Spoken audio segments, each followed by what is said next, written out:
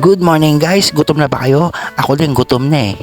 Kaya pakulo tayo ng mantika guys, magluluto tayo ngayon ng adobo. Let's go! At pag kumulo na yung mantika guys, ito ilagay na natin yung bawang, pangontra sa kapitbahay mong mahilig mang aswang. Paano ba naman, ang aga-aga nangungutang. At isunod na natin ang ating onion na dating nagpapasaya sa'yo noon pero nagpapaluha na ngayon. At kapag nagisa na ang bawang at sibuyas, isunod na natin ang ating manok. Guys, pag nagluluto ako ng adobo, pinapakuluan ko na sa tubig yung manok para yung square root ng fraction niya ay mapunta sa equivalent ng Lactobacilli cerotas strength. Ano daw? Basta guys, kayo nang bahalang umintindi doon. Basta ako nagluluto lang ako dito. At isunod na natin ang ating sukang maasim para sa misis mong wala nang kaasim-asim. At sunod na natin ang ating toyo guys, parang katulad ng misis mong laging may toyo. Uy, grabe kayo guys, bakit sa tuwing pagluluto si misis lagi ang topic? Sunod natin ilagay ang puting paminta para sa jowa mong paasa. Bah, gulat kayo no? Ako din.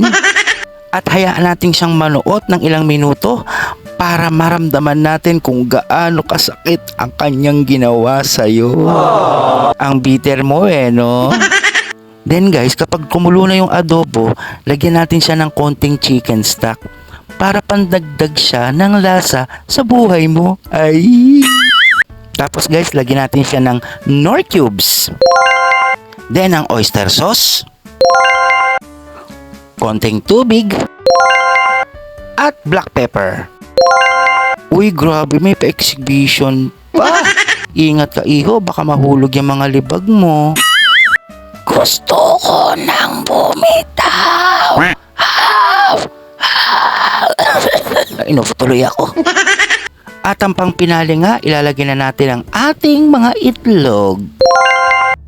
At ayan nga guys, luto na ang ating chicken adobo with egg. Wow! Grabe, ang sarap nito. Hindi na ako makapag-antay guys. Tara na, tikman na natin to. At ayan na, titikman na nga natin guys. Teka lang, sandali. Anong tikim ang gagawin Ang dami mong kanin.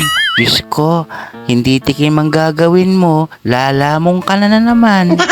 Pero guys, alam nyo ba na the taste is very authentic, that you will forget the mathematics and you will burp automatic. Grabe talaga guys, kapag nasasatisfied ako sa pagkain, napapa-English ang lolo nyo. Hanggang dito na lang tayo guys ha. See you at my next video. Bye bye!